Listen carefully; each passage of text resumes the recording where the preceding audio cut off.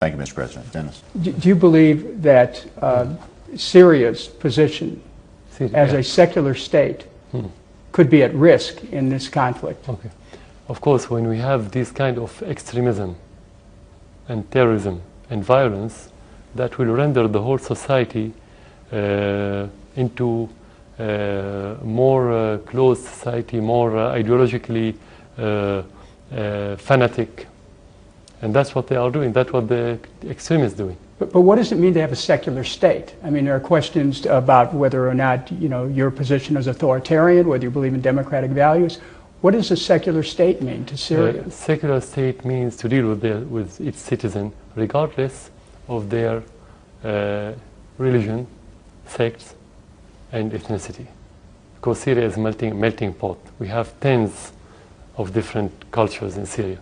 If we don't have secular states that reflect this secular society, Syria will disintegrate. So that's what it means, secular society. Well, one of the notions about this very serious conflict is that it's a civil war.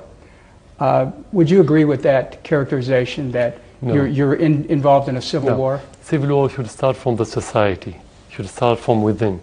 Civil war needs... So you're blaming outside interests? It needs clear lines, geographical lines and social lines and sectarian lines that we don't have in Syria. We don't have these lines. Civil war doesn't mean to have 80 or 83 nationality coming to fight within your country supported by foreign countries. What we have is not civil war, what we have is a war, but it's a new kind of war. So you're blaming outside interests then for the acceleration of the war. Now, there's just some statistics that have come out from IHS Janes. They're a defense analyst group. They estimate the opposition as 100,000, 30,000 of which are hardline Islamicists sympathetic to the 10,000 al-Qaeda-inspired jihadists. Now, any of these Syrian, are they all outsiders? Where are they getting their money? First of all, no one has this precise number. This is exaggeration, because most of the jihadists, when they come to Syria, they don't come through countries and they don't come through organizations. They just come by plane to neighboring countries and they cross the border like any other one, and they just want to come to Syria for the jihad with the other jihadists. So nobody has these numbers. We know that we have tens of thousands of jihadists, but we are on the ground, we live in this country. What I can tell you that 80, and some say is 90, is difficult to be precise. We don't have clear data and precise data. 80 to 90% of the rebels on the ground, or the terrorists, are al-Qaeda and their offshoots. These are the rebels? Yeah, but you are not maintaining that all of your opponents are jihadis, are you? No, not all of them. Of course, you have so many other different, but they are small. They are becoming minority. At the very beginning, the jihadists were the minority. At the end of 2012, and during this year, they became the majority with the flow of tens of thousands from different countries. Where are they getting their money from? Can you tell us right now? Mainly from donations. But where? For donations from where? Everywhere. Can you name nations that are donating? In the Islamic world. No, they come from individuals, not from countries, mainly. Those al-Qaeda. We don't know if some countries support them directly. We don't know. We don't have any information. I have to be very precise. But mainly from donations from people who carry the same ideology in their minds. You mentioned before that some figures that are given are exaggeration. Can you tell us now how many Syrians have actually died in this conflict? We have tens of thousands of Syrians that have died, mainly because of the terrorist attacks, assassinations, and suicide bombers, the majority. And how many are your government soldiers? More than 15,000. And how many are insurgents? How many? No, how many insurgents are jihadis?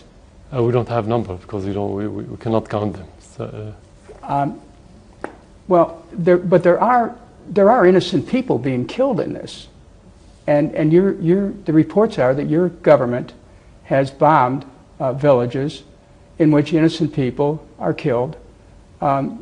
What about that, Mr. President?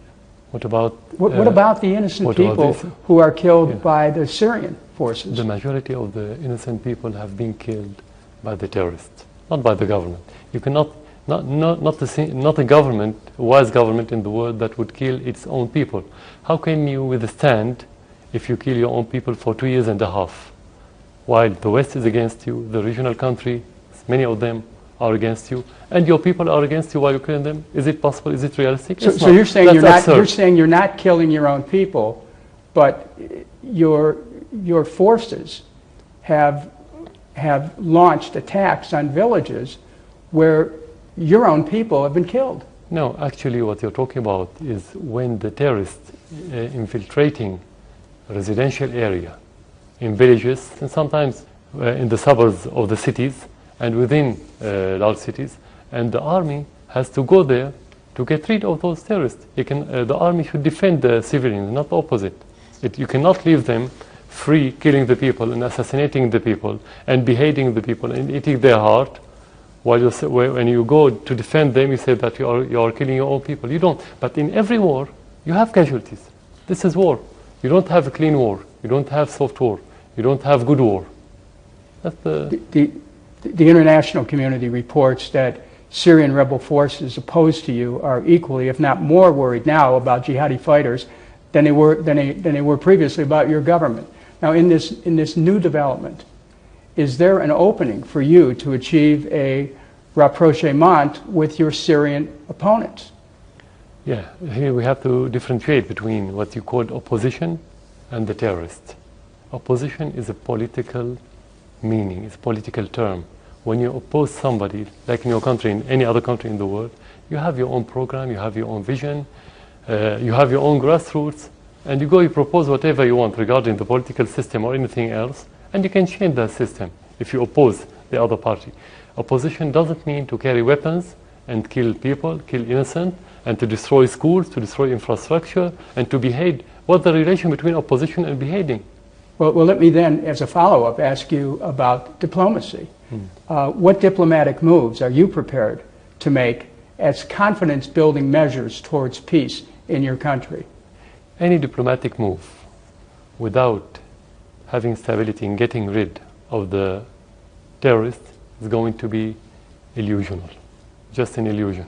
So any diplomatic move should start with stopping the flow of the terrorists, the logistical support of those terrorists, the armament support and the money support.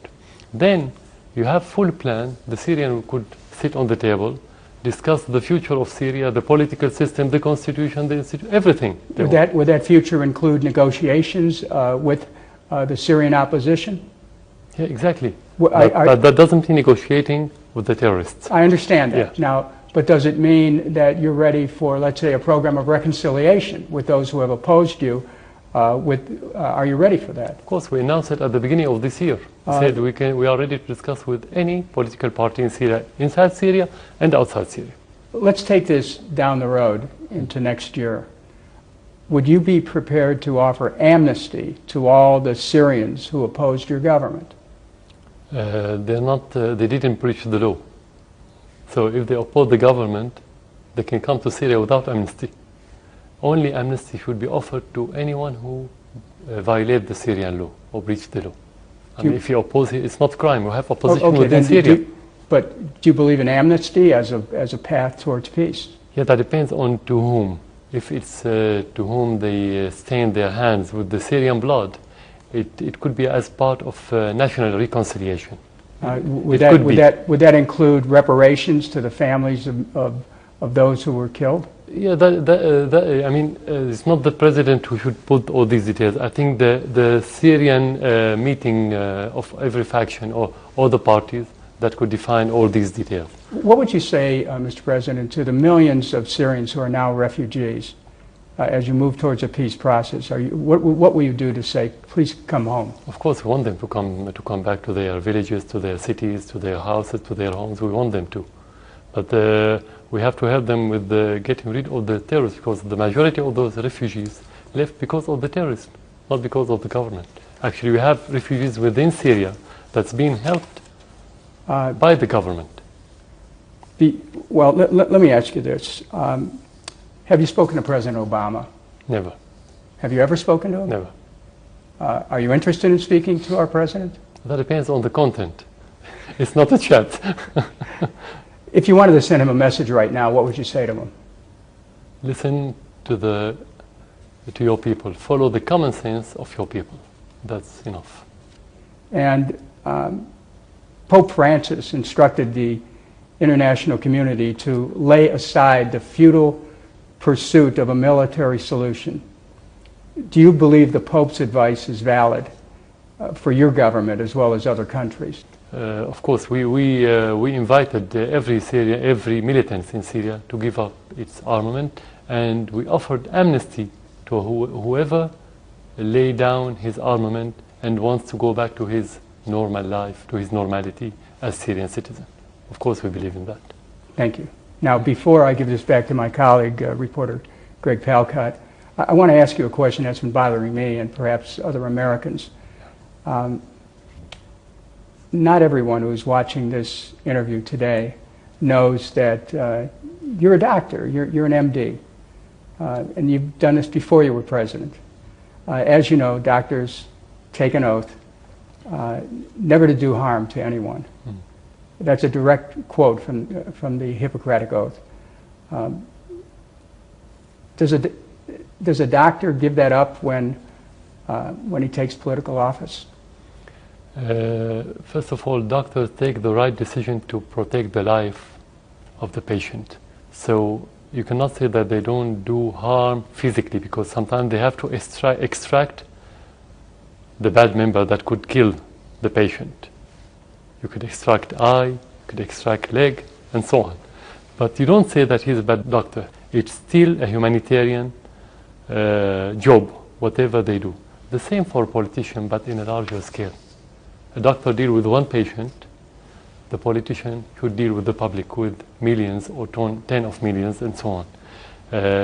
So the question is whether your decision should help the life of the Syrians or not in such a situation. Nobody likes the violence. We are against the violence. But what will you do when the terrorists attack your country and kill the people? Would you say that I'm against violence, or you defend? You have army, you have police, they have to do their job. This is the Constitution, and this is the role of any government. What did you do in Los Angeles in the 90s when you have rebels? Didn't you send your army? You did. Greg. Exactly. So this is the mission of the government. The most important thing is when you take the decision, whether it harms or not, it should help the majority of the people. It's better if you take the decision that could help everyone, but sometimes in certain circumstances, in difficult circumstances, you cannot. So you have to take the less harmful decision.